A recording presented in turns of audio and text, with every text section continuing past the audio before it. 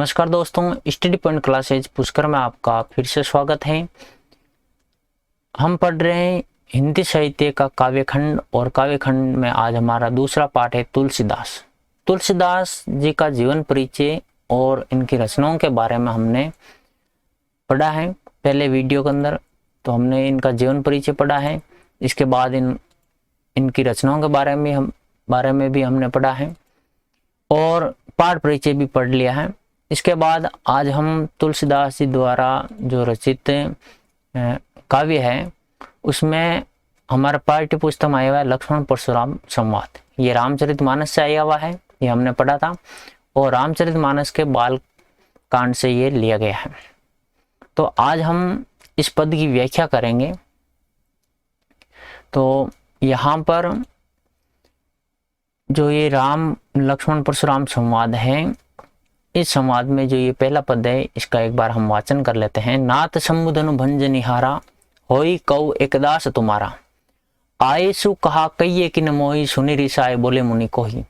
सेवकु सोजो करे सेवकई, अरि करणी करी करिए लरई।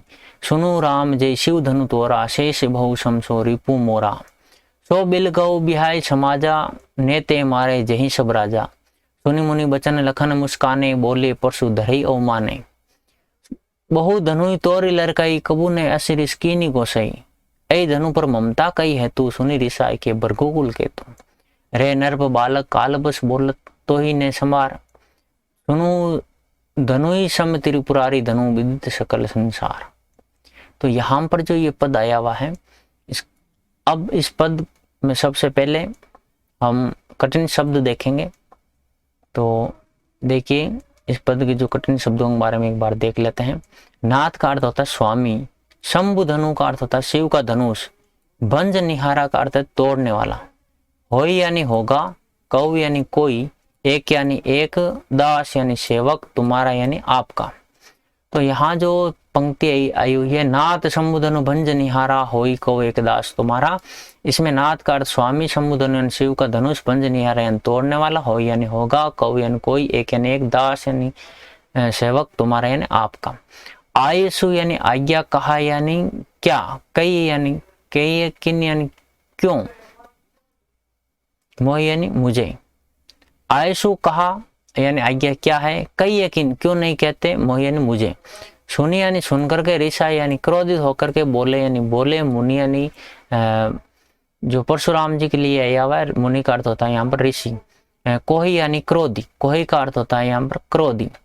तो जो क्रोधी मुनि है वो परशुराम के लिए इंगित हुआ है। आयसु कहा कई यकीन मोहि, सुनी रिसाए बोले मुनि कोई। पंक्ति में आयसु का अर्थ आज्ञा कहा यानी क्या, कई यकीन यानी क्यों नहीं कहता, मोह यानी मुझे। सुनी रिसा यानी सुनियन सुनकर, रिसा यानी क्रोधित होकर, बोले यानी बोले, मुनि को यानी परशुराम। सेवकु यानी सेवक, सो यानी वह, जो यानी जो, करे यानी करता, सेवक यानी सेवा का कार्य। अरि यानी शत्रु, करणी यानी कार्य, करी यानी करी करी करी यानी करता है, करी यानी किया है, लड़ाई यानी लड़ाई। सुनो यानी सुनो, राम यानी राम, जही यानी जिन्होंने भी, शिव धनु यानी शिव के धनुष को, तोड़ा यानी तोड़ा है, सहस्र बहु सहस्र बहु राजक समान, सम यानी समान, सो यानी वह, रिपु यानी शत्रु, मोरा यानी मेरा। सो यानी वह, बिलगव यानी अलग हो जाए, बिह यानी छोड़ करके, समाज यानी जो राजा महाराजों की जो सभा है, इस सभा के लिए समाज शब्द आया हुआ है। नेत यानी नहीं तो, मारे यानी मारे, जही यानी जाएंगे, सब राजा यानी सभी प्रकार के राजा। सुनी मुनि, सुनी यानी सुन करके, मुनि यानी ऋषि मुनि, बचन यानी वचन, लखन यानी लक्ष्मण, मुस्कान यानी मुस्कुराए, बोले यानी बोले, परशु धरे यानी परशु धारण, फरसे को धारण करने वाले, परशु धरे यानी फरसे को धारण करने वाले, अवमान यानी अपमान करते हैं। तो यहाँ जो परशु धरे है इसमें कौन सा समास है ये बताइएगा आप कमेंट करके। परशु धरे फरसे को धारण करने वाले, कौन सा समास है। बहु यानी बहुत, धनु यानी धनुया, तोरी यानी तोड़ी, लड़के यानी बचपन में, कबू यानी कभी भी, नहीं यानी नहीं, अस्सी रीस यानी ऐसी रीस या ऐसा क्रोध, किन यानी किया है, घोष यानी स्वामी। यही यानी इसी, धनु यानी धनुष पर, यही यानी इसी, धनु यानी धनुष पर, ममता यानी प्रेम या स्नेह, कई यानी किस कार हेतु यानी कारण, कही यानी किस हेतु यानी कारण। सुनी यानी सुन करके, ऋषा यानी कि क्रोधित होकर के, कहे यानी कहा भृगुकुल केतु, भृगुकुल की ध्वजा, भृगुकुल की ध्वजा का अंदर कौन सा समास है ये भी आप कमेंट करके बताइए। भृगुकुल केतु यानी भृगुकुल की ध्वजा अर्थात परशुराम। रे यानी है नर्प बालक यानी राजा का पुत्र, काल बस यानी काल के वश में, मृत्यु के वश में, बोलत यानी बोल रहा है, तो यानी तुझे, न संभाल यानी होश है, संभल नहीं है, संभालना, अपने आप को संभाल नहीं रहा है। धनु यानी धनुष, सम यानी समान, त्रिपुरारी, धनु त्रिपुरारी, यहाँ पर त्रिपुरा अर्थ है शिव, धनु यानी धनुष, विदित यानी ज्ञात है, सकल यानी संपूर्ण, संसार यानी संसार को। तो ये हमने कठिन शब्द देखे, एक बार फिर से कठिन शब्द देख लीजिए। नाथ समुदनु भंजनिहारा, नाथ यानी स्वामी, समुदन यानी सौ का धनु, भंजनिहारा यानी तोड़ना, तोड़ने वाला, हो यानी होगा, कव यानी कोई, एक यानी एक, दास यानी सेवक, तुम्हारा यानी आपका, आयशु यानी आज्ञा, कहा यानी क्या, कही यानी कहिए, किन यानी क्यों नहीं, वो यानी मुझे, सुनी यानी सुनकर, ऐसा यानी क्रोध होकर के, मुनि यानी ऋषि मुनि, और कोही यानी क्रोधी, कोई का अर्थ यहाँ पर क्रोधी है। सेवकु यानी सेवक, सो यानी वह जो करे यानी करता है, सेवक यानी सेवा का कार्य, अरि यानी शत्रु, करने यानी कार्य, करी करी यानी करता है, लड़े यानी लड़े, सुनो यानी सुनो, राम या राम जही यानी जिन्होंने भी, शिव धनु यानी शिव का धनुष का, तोड़ा यानी तोड़ा है, शेषर बहु नामक राजा, सम यानी के समान, रिपु यानी शत्रु, बिलगो यानी अलग हो जाए, बिह यानी छोड़ करके, समाज यानी समाज को यानी सभा को, नेते यानी नहीं तो, मारे यानी मारे जाएंगे, जही यानी जाएंगे, मारे यानी मारे, सब राजा यानी सभी राजा, सुनी मुनि वचन यानी मुनि के वचन सुन करके, लखन यानी लक्ष्मण, मुस्कान यानी मुस्कुरा करके, बोले यानी बोले, परशु धरे यानी फरसे को धारण करने वाले, अवमान यानी अपमान करते हुए, बहु यानी बहुत सी, धनु यानी धनुया, तोड़ी यानी तोड़ी है, लड़के यानी बचपन में, कबू यानी कभी भी, ऐसी रीस यानी ऐसी रीस यानी ऐसा क्रोध, किन यानी किया है, गौसे यानी स्वामी, ऐ धनु यानी इसी धनुष पर ममता यानी प्रेम ऐसा नहीं, कई हेतु यानी किस कारण, सुनी ऋषा यानी सुननी यानी सुन करके, ऋषा यानी क्रोधी होकर के, यानी के भृगुकुल कहते हैं परशुराम, रे नर बालक ये राजा का पुत्र, काल बस यानी मृत्यु वश में, बोलते हैं बोल रहा तो इन्हें समान तुझे होश नहीं है, धनुष सम यानी धनुष, धनुयों छोटे छोटे धनुयों का समान, त्रिपुरा धनु भगवान शिव का धनुष, विदित यानी ज्ञात है, सकल यानी संपूर्ण, संसार यानी संसार को। तो ये हमने कठिन शब्द यहाँ पर देख लिए हैं। कठिन शब्द पूरे समझ में आ गए होंगे। अब हम इसकी व्याख्या करेंगे एक बार। तो हम व्याख्या कर रहे हैं। व्याख्या में देखिए, नाथ समुदनु भंजनियारा होई कौ एक दास तुम्हारा। जब परशुराम क्रोधित होकर के सभा में आए भगवान राम के धनुष तोड़ने के बाद में, तब किसी भी राजा की हिम्मत नहीं हुई कि उनके सामने वो जा पाए। तब भगवान श्री राम उनके सामने जाकर सादर प्रणाम करते हैं और कहते हैं कि हे नाथ, हे स्वामी, शिव का धनुष को तोड़ने वाला कोई आपका दास ही होगा। उनके कहने का तात्पर्य यह है कि भगवान श्री राम ने परशुराम को ये इशारा किया है कि जो शिव के धनुष को तोड़ सकता है, उस शिव के धनुष को तोड़ने का जो सामर्थ्य है, जो बल है, जो पराक्रम है, वो आपके सेवक में ही हो सकता है, जो या तो भगवान शिव का सेवक हो या फिर भगवान शिव के शिष्य का सेवक हो। जो परशुराम है वो भगवान शिव के परम प्रिय शिष्य हैं। इसीलिए भगवान श्री राम ने कहा कि हे नाथ, हे स्वामी, शिव का धनुष को तोड़ने का सामर्थ्य आपके किसी दास या सेवक में ही हो सकता है। आयसु कहा कहिए कि आप यहाँ पर किस कारण से पधारे हैं, आप मुझे उसका कारण क्यों नहीं बता रहे हैं, या आप मुझे वो कारण बताइए। तो भगवान श्री राम ने परशुराम जी को यहाँ पर आते ही ये इशारा कर दिया है कि वो शिव का धनुष कौन तोड़ सकता है और किसने तोड़ा है। लेकिन क्रोध में व्यक्ति पूरी बात को नहीं समझ पाता है। क्रोधित व्यक्ति का जो सोचने की जो क्षमता है वो कम हो जाती है। इसी कारण इस बात पर परशुराम जी ने ध्यान नहीं दिया है और वो गुस्से में ही आगे बोलते रहे कि नाथ समुदन भंज निहारा होई कौ एक दास तुम्हारा। भगवान श्री राम कहते हैं कि हे स्वामी, शिव के धनुष के तोड़ने का सामर्थ्य आपके किसी दास में ही हो सकता है, इसलिए आपका कोई दास ही होगा जिसने इस शिव के धनुष को तोड़ा है।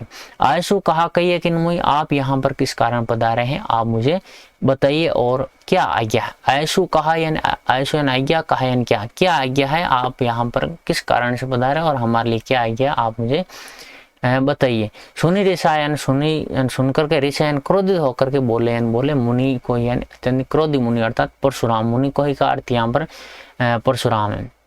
तो भगवान श्री राम की ये बात सुन करके क्रोधी मुनि जो परशुराम है वो और अधिक क्रोधित होकर के बोले कि सेवकुश हो जो करे सेवक, सेवक वह है जो सेवा का कार्य करे। सेवकुश हो जो करे सेवक, जो सेवा का कार्य करता है वह सेवक होता है।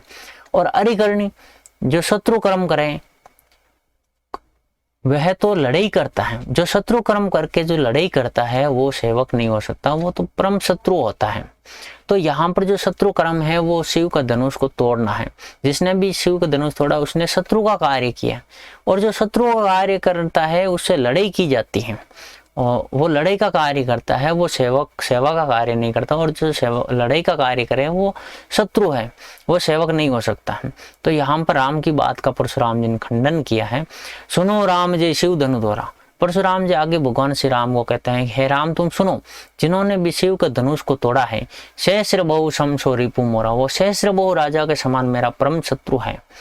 जो सहस्र बहु नामक पराक्रमी राजा था जिसकी भुजों को परशुराम जी ने काटा था, तो वो घोर परम शत्रु है, सहस्र बहु राजा के समान, ऐसा परशुराम जी ने राम को कहा है कि सुनो राम जय शिव धनु तोड़ा है। राम तुम सुनो, जिसने भी शिव का धनुष को तोड़ा है वो सहस्र बहु राजा के समान मेरा परम शत्रु है। रिपु अर्थ यहाँ पर शत्रु है।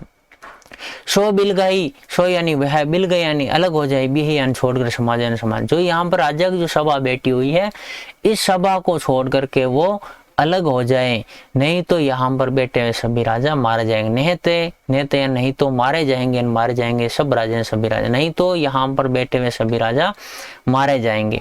सुनी मुनि बचन लखन मुस्काने। जब परशुराम जी ने ऐसा कहा कि सभा में बैठे हुए सभी राजा यहाँ पर मारे जाएंगे, तब जो लक्ष्मण है, लक्ष्मण जी उनकी इस तरह की बात सुन करके मुस्कुराने लगे। सुनी मुनि बचन लखन मुस्काने। भगवान परशुराम की बात को सुन करके लक्ष्मण मुस्कुराने लगे। बोले परशु धरे ओ माने, फरसे को धारण करने वाले जो परशुराम हैं उनका अपमान करते हुए बोले, बहु धनु तोरी लड़काई कबू ने ऐसी रिस्की नहीं घोसी। वो कहने लगे कि हमने तो बचपन के अंदर ऐसी बहुत सारी धनुषें तोड़ डाली, लेकिन कभी भी इस तरह का गुस्सा तो किसी ने भी नहीं किया। कबू नयन कभी भी असिरिश ने ऐसा क्रोध की नहीं घोषयन किया है स्वामी, ऐसा गुस्सा या ऐसा क्रोध तो कभी भी किसी ने भी नहीं किया।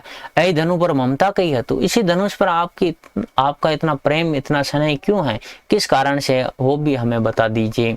तो लक्ष्मण की इस तरह की व्यंग्यपूर्ण बातों को सुनकर के परशुराम और अधिक क्रोधित हो जाते हैं और सुनी ऋषाय के भृगुकुल के। तो इस तरह की लक्ष्मण की बातें सुनकर के भृगुकुल की जो ध्वजा है वो परशुराम अत्यंत ही गुस्से में होकर के कहने लगे, रे नर्प बालक काल बस बोलत, हे राजा का पुत्र तू काल के वश में होकर के बोल रहा है, तुझे बोलते हुए संभार नहीं है, तुझे बोलते हुए होश नहीं है कि तू क्या बोल रहा है। बोले तो इन्हें संभार, तू क्या बोल रही है तुझे भी पता नहीं है। धनु सम त्रिपुरारी धनु विदित सकल संसार। तू जो छोटी छोटी धनुषों की जो बात कर रहा है, क्या उन छोटी छोटी धनुषों के समान भगवान शिव का प्रसिद्ध धनुष है? भगवान शिव के प्रसिद्ध धनुष की तुलना छोटे छोटे धनुषों से नहीं की जा सकती है। भगवान शिव का तो वो धनुष है जिसके बारे में संपूर्ण संसार के लोग जानते हैं। तो इस तरह परशुराम जी ने लक्ष्मण की बातों का और राम की बातों का खंडन किया है और अपनी बात रखी है। तो एक बार इसकी व्याख्या फिर से देख लीजिए। भगवान श्री राम परशुराम जी से कहते हैं कि हे स्वामी, शिव के धनुष को तोड़ने का सामर्थ्य आपके किसी दास में ही हो सकता है, इसलिए शिव के धनुष को तोड़ने वाला कोई आपका सेवक ही होगा, आपका दास ही होगा। और आप यहाँ पर किस कारण आए हैं, हमारे लिए क्या आज्ञा है, हमें कहिए। आयशु कहा या आज्ञा क्या है, कहिए किन मोही आप हमें क्यों नहीं कहते। सुनी ऋषाय बोले मुनि को। ऐसी राम की बात सुन करके परशुराम क्रोधित होकर के कहने लगे कि सेवक सो जो करे सेवक वह है जो सेवा का कार्य करता, और जो लड़ाई करके शत्रु कर्म करे वो सेवक नहीं हो सकता। हे राम तुम सुनो कि जिन्होंने भी शिव के धनुष को तोड़ा है वो सहस्र बहु राजा के समान मेरा परम शत्रु है, इसलिए वो इस राजा की सभा को छोड़कर अलग हो जाए, नहीं तो सभी राजा मारे जाएंगे। तो परशुराम जी की ऐसी बातें सुनकर के लक्ष्मण मुस्कुराने लगे और परशुराम जी का अपमान करते हुए बोले कि हमने तो बचपन के अंदर ऐसी बहुत सारी धनुषें तोड़ डाली, लेकिन हे स्वामी, इस तरह का गुस्सा, इस तरह का क्रोध तो कभी किसी ने नहीं किया। यही धनु पर ममता कही है, तो इसी धनुष पर आपकी ममता किस कारण है, ये भी हमें बता दीजिए।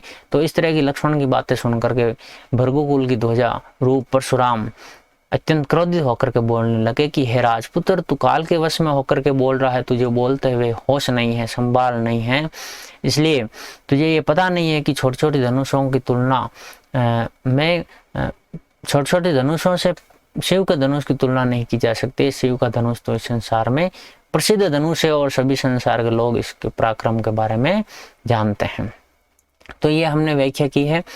तो जब हम व्याख्या करते हैं तो उसमें 4 भागों में की जाती है। एक तो संदर्भ, संदर्भ के अंदर होता है कि जो ये पद है किसने लिखा और कहाँ से लिया गया है। तो संदर्भ में हम लिखेंगे जो प्रस्तुत पद्यांश है, जो पद है वो आपके तुलसीदास द्वारा रचित रामचरितमानस के बालकांड से लिया गया है।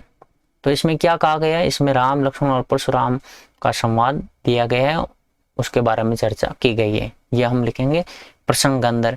व्याख्या के अंदर जो मैंने आपको व्याख्या बताई है वो आप अपने अनुसार व्याख्या करेंगे, अपनी भाषा का स्वयं परिमार्जन करते हुए, अपनी भाषा को, अपनी बात को रखने का तरीका देखते हुए आप इसकी व्याख्या करेंगे। यानी जो चीज़ हमें आ रही है या कठिन शब्द आ रहे हैं और इसकी व्याख्या भी आ रही है, तो उसको एक भाषा के रूप में देने का कार्य आप लोग करेंगे। उसकी व्याख्या करने के बाद जो विशेष है, विशेष में क्या लिखना होता है वो भी हम एक बार इसका साहित्य विवेचन करके देख लेते हैं कि विशेष में क्या लिखेंगे। तो विशेष में हम लिखेंगे कि इस पद की भाषा क्या है। तो यहाँ पर अवधि भाषा है, तो ये जो काव्य दिया गया है इस काव्य की भाषा में लिखेंगे कि यह अवधि भाषा है। शैली क्या है, यहाँ पर व्यंग्य किया जा रहा, राम जो बात कह रहे हैं उसमें भी व्यंग्य है कि शिव का धनुष को तोड़ने का सामर्थ्य किसी दास में हो सकता है, ये व्यंग्यपूर्ण। फिर लक्ष्मण जी जो कहते हैं कि हमने तो बचपन में बहुत सारे धनुष तोड़ डाली, इस तरह की जो बातें व्यंग्यपूर्ण शैली में कही गई है। छंद, यहाँ पर जो ये पंक्तियां दी गई है, इन पंक्तियों के अंदर चौपाई छंद है और जो नीचे की 2 पंक्तियां हैं ये दोहा छंद है। तो यहाँ पर चौपाई और दोहा छंद का प्रयोग हुआ है। रस यहाँ पर शांत और रौद्र रस है। भगवान श्री राम विनम्रता के साथ और एक सेवक की भावना से जब बात कर रहे हैं, तो सांसारिक मोह माया से ऊपर उठकर जब वो बात करते हैं तो यहाँ पर शांत रस है। और रौद्र रस जो लक्ष्मण और परशुराम की जो बातें हैं उसमें रौद्र रस है, वीर रस नहीं कह सकता, वो रौद्र गुस्से में बात कर रहे हैं, वीरतापूर्ण बात नहीं कर रहे, इसलिए यहाँ पर रौद्र रस है, गुस्सा हो रहे हैं। अनुप्रास और उपमा अलंकार है। तो यहाँ पर अनुप्रास अलंकार कहाँ पर है, देखिए मैंने पहले से यहाँ पर अंडरलाइन कर रखा है। अनुप्रास अलंकार वहाँ होता है जहाँ पर किसी वर्ण की आवर्ती होती है और आवर्ती द्वारा प्रभाव उत्पन्न होता है।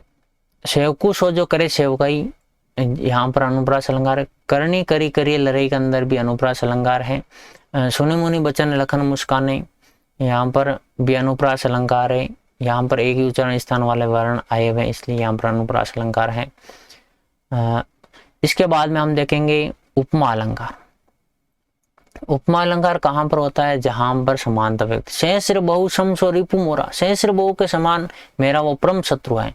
तो यहाँ पर उपमा दी गई है, सहस्र बहु से तुलना की गई है, तो यहाँ पर उपमा अलंकार। भृगुकुल केतु, भृगुकुल की ध्वजा रूप, तो यहाँ पर जो ध्वजा रूप आया हुआ है इस शब्द के अंदर परशुराम को भृगुकुल की ध्वजा बताया गया है। तो यहाँ पर आरोप हुआ है, तो यहाँ पर हम रूपक अलंकार कह सकते हैं, लेकिन काव्य के अंदर कोई प्रभाव उत्पन्न इससे नहीं हो रहा है, इसलिए यहाँ पर समास अधिक सही रहेगा। तो भृगुकुल की ध्वजा है जो, अर्थात बहुब्री समास यहाँ पर माना जाएगा। तो यहाँ पहले पद के अंदर हमने इसका साहित्यिक विवेचन किया है, इसकी व्याख्या की है और संदर्भ प्रसंग भी देखा, विशेष के अंदर क्या लिखना है यह भी देखा है। तो अब हम दूसरा पद देख रहे हैं। दूसरा पद है लखन कहा हसी हमरे जाना, सुनो देव सब धनुष समाना। का छति लाभ झून धनु तोरे, देखा राम नयन के भोरे। छुअत टूट रघुपति ने दोषो, बिनु काज का मुनि बिनु काज करिए कतरोसु। बोले चिते परसु की ओरा, रे सट सुनो स्वभाव ने मोरा। बाल को बोली बदो नहीं तो हुई, केवल मुनि जड़ जाने मोई। बाल ब्रह्मचारी अति कोई, विश्व विदित क्षत्रिय कुल द्रोही। भुजबल भूमि भूप बिनु किन्नी, विपुल बार में ही देवन को दीनी। शेष बहु भुज छेद निहारा, परशु बिलो के महिप को मारा। मातु पिते जनि सोच बस, करसी महिष किशोर। घर बने के अर भग दलन, परशु मोर अति गोर। तो यहाँ पर जो ये पद दिया गया है, इसमें जब लक्ष्मण जी ने ये कहा कि हमने तो बचपन के अंदर बहुत सारी धनुष तोड़ डाली, तब तो ऐसा गुस्सा किसी ने भी नहीं किया। तब परशुराम ने कहा कि ये जो धनुष है वो छोटे छोटे धनुयों का समान नहीं है। ये तो परशुराम जी ने कहा कि ये तो शिव का प्रसिद्ध धनुष है। तब लक्ष्मण आगे कहते हैं कि लखन ने कहा हसी हमरे जाना। हसिया ने हंस करके, लक्ष्मण ने तब हंस करके कहा कि हमने तो यही जाना है कि एक क्षत्रिय होता है उसके लिए सभी धनुष एक समान है। सुनो देव, हे देव सुनो, हमारे लिए तो सभी धनुष एक ही समान है। तो इस पद की यहाँ से व्याख्या शुरू होती है। इससे पहले व्याख्या करने से पहले एक बार हम कठिन शब्द देखेंगे। क्या क्या कठिन शब्द है। लखन का अर्थ होता है लक्ष्मण, कहा यानी कहा, हंसी यानी हंस करके, हमरे जाना यानी हमने तो जाना या समझा है, ये सुना है। सुनो देव, सुनो यानी सुनो, देव यानी स्वामी या ऋषि मुनि। सब धनुष यानी सभी धनुष, समान यानी समान है, सभी धनुष क्षत्रिय के लिए समान होते हैं। का क्षति, का यानी क्या, क्षति यानी हानि, लाभ यानी लाभ, जून यानी पुराना, धनु यानी धनुष, तोड़े यानी तोड़ने पर। देखा यानी देखा, राम ने नयन यानी नये के, भोरे यानी बुलावे के अंदर। छुअत यानी छूते ही, टूट यानी टूटना, रघुपति यानी भगवान श्री राम का, अन्य दोष कोई दोष नहीं है। मुनि यानी ऋषि मुनि, बिनु यानी बिना, काज यानी काम के, करी यानी कर रहे हैं, कत यानी क्यों, रोषु यानी क्रोध। बोले यानी बोले, चित्ते यानी दे करके, परसु यानी फरसे, की ओर यानी की ओर। रे यानी है, सट यानी मूर्ख, सुने यानी सुना, स्वभाव यानी स्वभाव, नहीं यानी नहीं, मोरा यानी मेरा। बाल को यानी बालक, बोली यानी जान करके, बदो यानी वध, नहीं तो यानी तुम्हारा, नहीं यानी नहीं तो यानी तुम्हारा। केवल यानी केवल, मुनि यानी मुनि, जड़ यानी निरा, जान है यानी जाना है, मोह यानी मुझे। बाल ब्रह्मचारी, बाल यानी बचपन से, ब्रह्मचारी यानी संयमित जीवन जीने वाला, अति यानी अत्यधिक, क्रोध यानी क्रोध करने वाला, विश्व यानी संसार, विदित यानी जानता है, क्षत्रिय कुल यानी क्षत्रिय के कुल का, द्रोही यानी शत्रु। भुजबल यानी भुजों के बल पर, भूमि यानी इस पृथ्वी को, भूप यानी राजों, बिनु यानी बिना, किन यानी किया, विपुल यानी बहुत, बार यानी बार, महिदेवन यानी पृथ्वी के देवता। महिदेवन के अंदर कौन सा समास है ये भी बताइएगा, कमेंट में जरूर लिखें। दीन यानी दिया है। सहस्त्र बहु यानी सहस्त्र बहु नामक राजा की, भुज यानी भुजों को छेद निहारे यानी मर्दन करने वाले, काटने वाले। परशु यानी फरसे को, बिलोकियों ने देखो, महिप कुमार यानी राजपुत्र। मातु पिता यानी माता पिता को, जन यानी मत, सोच बस यानी चिंताग्रस्त करना। कर्षि यानी करेगा, महिष किशोर यानी कि राजा का पुत्र। कर्षि का अर्थ अमर करना है। गर्भ ने के यानी गर्भ के अंदर, अर्भक यानी शिशु को, गर्भ के अंदर ही अर्भक यानी भ्रूण या शिशु को, दलन यानी मारने वाला।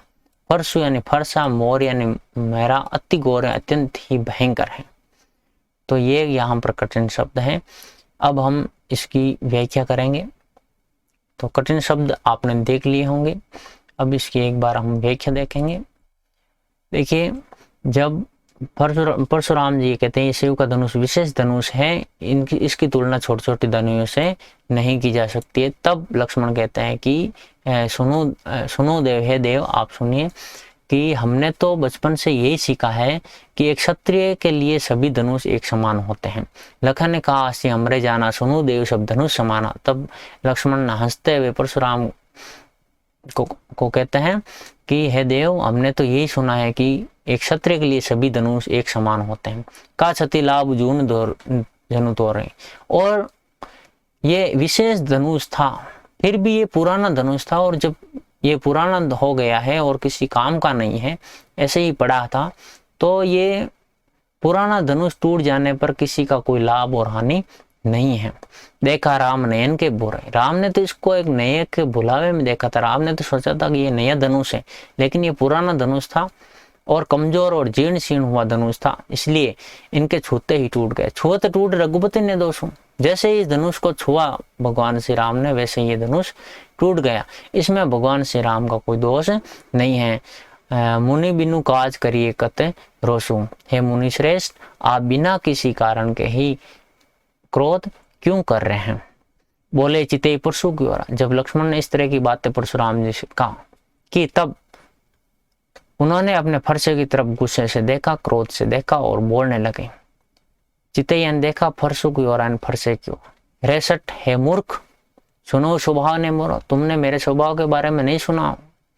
बाल को बोली बदो नहीं तो ही, बाल को बोली तुझे बालक समझ करके, बदो नहीं तो यानी वध नहीं किया, मैंने तुझे बालक समझ करके तुम्हारा वध नहीं किया। केवल मुनि जड़ जा नहीं मोई, मुझे केवल मुनि ही मत समझना, मैं हथियार उठाना भी जानता हूं। मैं केवल मुनि नहीं हूं, केवल ऋषि मुनि नहीं हूं जो केवल भक्ति किया करते हैं, मैं शस्त्र चलाना भी जानता हूं। इसलिए तुम केवल मुझे जड़ मुनि मत समझना, नीरा मुनि ही मत समझना। बाल ब्रह्मचारी अति को ही, मैं बचपन से ब्रह्मचर्य व्रत का पालन करने वाला, संयमित जीवन जीने वाला अत्यंत ही क्रोधी मुनि हूँ। विश्व विदित क्षत्रिय कुलद्रोही और इस संसार में प्रसिद्ध क्षत्रियों का परम शत्रु हूँ। भुजबल भूमि भूपि बिनुकिनी, मैंने अपनी भुजों के बल पर कई बार इस धरती को राजाओं से विहीन कर दिया और विपुल बार में देवन को दिनी, और कई बार मैंने इस धरती को ब्राह्मणों को दान दे दिया। मही देवन ब्राह्मणों दीनियन दे दिया। सहस्र बहु भुज छेद निहारा, परसों बिलो की महिप कुमारा। हे राजा का पुत्र, मेरे इस फरसे को ध्यान से देखो। इस फरसे ने सहस्र बहु नामक राजाओं की भुजों का मर्दन किया है, उनको काटा है। तो ये सहस्र बहु नामक राजा की भुजों, कठोर भुजों को काटने वाला भयंकर फरसा है। मातु पिता जनी सोच बस, तुम अपने माता पिता को चिंता के वश में मत करो, चिंता में मत डालो, क्योंकि जब तुम इस तरह के बोलोगे तो मैं तुम्हारा वध कर दूंगा और तुम्हारे माता पिता चिंता में डूब जाएंगे। इसलिए तो इस तरह की भाषा बोल करके हे राजपुत्र अपने माता पिता को चिंता के वश में करेगा, चिंतित करेगा। घर बनेगा हर भगत दलन परशु मोर अति गौर, मेरा ये जो फरसा है इतना भयंकर है कि ये गर्भ का अंदर ही बच्चों का भ्रूण का दलन कर देता है, संहार कर देता है। तो गर्भ का अंदर ही शिशु का दलन करने वाला, मर्दन करने वाली ये अत्यंत ही भयंकर फरसा। अर्थात कहने का तात्पर्य यह है कि जो ये फरसा है, इस फरसे के भय से शतरानियों के गर्भ गिर जाते हैं। तो इतना भयंकर फरसा है, तुम इस फरसे से डरना सीखो। तो इस तरह की नसीहत परशुराम लक्ष्मण जी को दे रहे हैं। तो ये हमने व्याख्या की, एक बार फिर से इसकी व्याख्या देख लीजिए। लखन कहा हंसी हमरे जाना, लक्ष्मण ने कहा है कि हे देव, हमने तो यही जाना है कि क्षत्रिय के लिए सभी धनुष समान होते हैं, और ये पुराना धनुष था और ये टूट गया, तो इसमें किसी का कोई लाभ और हानि नहीं है। आप यूं ही क्रोध कर रहे हैं। भगवान श्री राम ने तो इसको नया समझ करके देखा था, लेकिन ये कमजोर था, पुराना हो गया था, इसलिए भगवान श्री राम के छूते ही ये टूट गए। इसमें भगवान श्री राम का, रघुपति का कोई दोष नहीं है, इसलिए आप बिना किसी कारण के क्रोध मत कीजिए। इस तरह की लक्ष्मण की बातें सुनकर के परशुराम अत्यंत क्रोधित हो गए और उन्होंने अपने फरसे की तरफ देखते हुए कहा कि रेसठ बालक, यानी हे मूर्ख बालक, तुमने मेरे स्वभाव के बारे में नहीं सुना है। मैंने अभी तक तुझे बालक समझ करके बचा के रखा है, तुम्हारा वध नहीं किया है। केवल मुझे निरा मुनि ही मत समझना, मैं हथियार चलाना भी जानता हूँ। मैं बचपन से बाल ब्रह्मचारी और अत्यंत ही क्रोधी स्वभाव का हूँ। ये संपूर्ण संसार में प्रसिद्ध है कि मैं क्षत्रियों के कुल का द्रोही हूँ, परम शत्रु हूँ। मैंने अपने भुजों के बल पर इस पृथ्वी को राजाओं से विहीन कर दिया और बहुत बार ब्राह्मणों को दान में दे दिया। मेरा ये जो फरसा है, ये फरसा सहस्र बहु नामक राजा की भुजों का मर्दन करने वाला भयंकर फरसा है तो हे राजपुत्र तुम इस फरसे से डरो। मातु पिता यानी सोच बस, अगर ऐसा नहीं करोगे तो मैं तुम्हारा वध कर दूंगा और तुम अपने माता पिता को चिंता में डाल देगा या चिंतित कर देगा।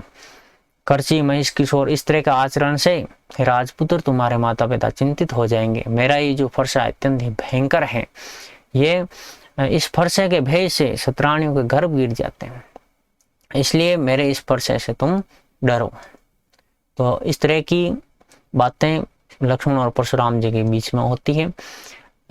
अब व्याख्या करने के बाद हम इसका एक बार साहित्यिक परिचय देखेंगे। तो इसका साहित्य परिचय देखिए, इसमें भाषा वही भाषा अवधी भाषा है, रामचरितमानस की भाषा अवधी है, तो इन सभी पदों में अवधी भाषा ही रहेगी। शैली व्यंग्य और उपहास पूर्ण है। लक्ष्मण जी परशुराम का उपहास करते हैं तो उनकी शैली उपहास पूर्ण है और व्यंग्य पूर्ण भी है। चौपाई और दोहा छंद का प्रयोग हुआ है। ऊपर वाली पंक्तियों में चौपाई छंद है और ये जो 2 पंक्तियां ये दोहे की हैं। हास्य और रौद्र रस है, जो लक्ष्मण हंसते हुए कह रहे हैं, उनको परशुराम की बातों से हंसी आ रही है इसलिए हास्यरथ, और परशुराम जी गुस्सा कर रहे हैं, गुस्से में बोल रहे हैं, क्रोधित होकर के बोल रहे हैं, तो रौद्र रस है। अनुप्रास अलंकार और अतिशयोक्ति अलंकार का यहाँ पर प्रयोग हुआ है। अनुप्रास अलंकार देखिए जो अंडरलाइन किए, एक ही वर्ण की बार बार आवर्ती, हंसी हमरे यहाँ पर अनुप्रास अलंकार है। काज करिए कत में अनुप्रास अलंकार। सठ सुनो स्वभाव के अंदर भी से वर्ण की आवर्ती हुई इसलिए अनुप्रास अलंकार है। बाल को बोली बधों के अंदर 2 वर्ण की आवर्ती होने से अनुप्रास अलंकार। बाल ब्रह्मचारी में विश्व विदित में अनुप्रास अलंकार। विपुल बार के अंदर अनुप्रास अलंकार है। भुजबल भूमि भूप में भी अनुप्रास अलंकार है। तो यहाँ पर अनुप्रास अलंकार आया हुआ है। अब देखिए जो अतिशयोक्ति अलंकार है, यहाँ पर लक्ष्मण जी ने जब कहा कि भगवान श्री राम के छूते ही धनुष टूट गया, तो सभा में इतने जब राजा आए हुए थे वो धनुष को हिला भी नहीं पाए थे। तो इस धनुष को तोड़ना बहुत बड़ी बात होती है। इतना ये पुराना नहीं था और इतना कमजोर धनुष नहीं था जो कि छूते ही टूट जाता। इसलिए यहाँ पर लक्ष्मण जी की जो बात है, छूत टूट रघुपति ने दोष, छूते ही टूट जाना, इस छूत टूट के अंदर अतिशयोक्तिपूर्ण अलंकार का प्रयोग हुआ है।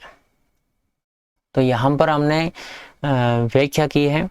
व्याख्या करने के बाद में इसका साहित्यिक परिचय भी देखा है कि इसके अंदर कौन सा अलंकार है, कौन सा रस है, कौन सा छंद है, शैली कौन सी है, भाषा कौन सी है।